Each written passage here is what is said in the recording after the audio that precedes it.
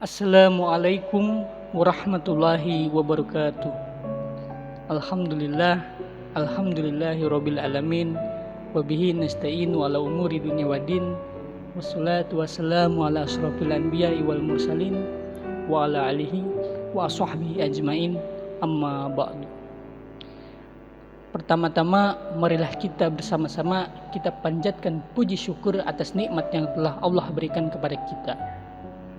Tidak lupa sholawat dan salam kita haturkan kepada uswatun hasanah Nabi Muhammad SAW. Semoga kita termasuk umatnya yang akan mendapat syafaat beliau di hari akhir. Amin amin ya Allah ya Rabbal alamin. Pada kesempatan kali ini saya akan berdakwah tentang berbakti kepada orang tua. Berbicara tentang orang tua, kita perhatikan orang tua atau tidak? Banyak anak-anak yang dia tidak memperhatikan orang tuanya. Apakah dia remaja, dia pemuda, dia sudah punya istri, dia punya anak, dia tetap wajib berbuat baik kepada orang tuanya.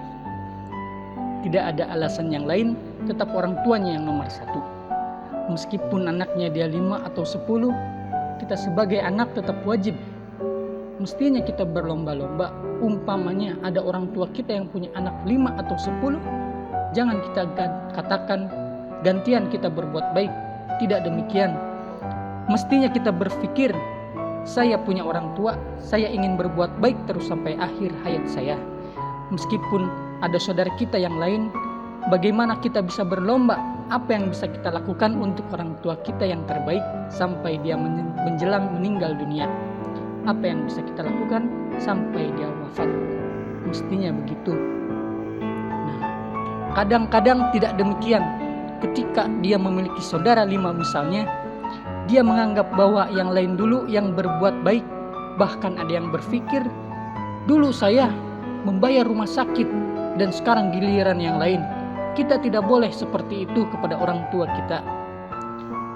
Tidak boleh hitungan atau perhitungan kepada orang tua kita.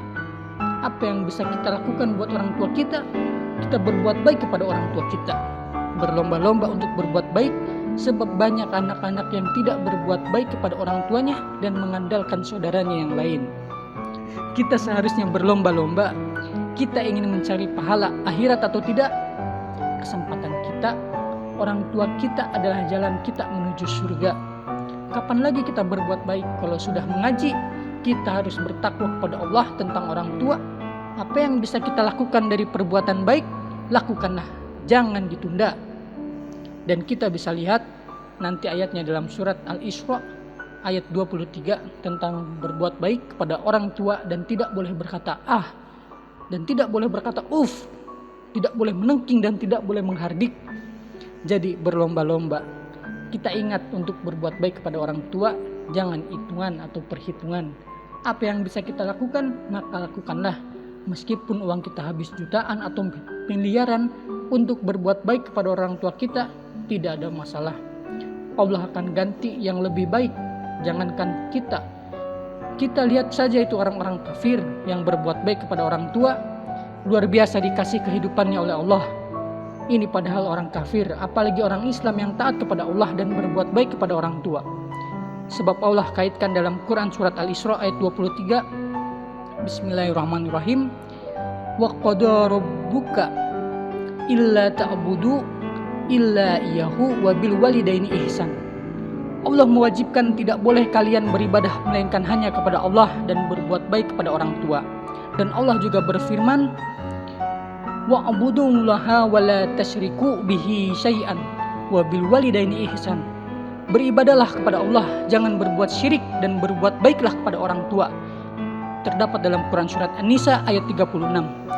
Jadi, pada orang tua ini adalah kesempatan selama kita masih ada umur. Lakukan terus. Kalau bisa kunjungan ke orang tua setiap hari, maka lakukan tiap hari.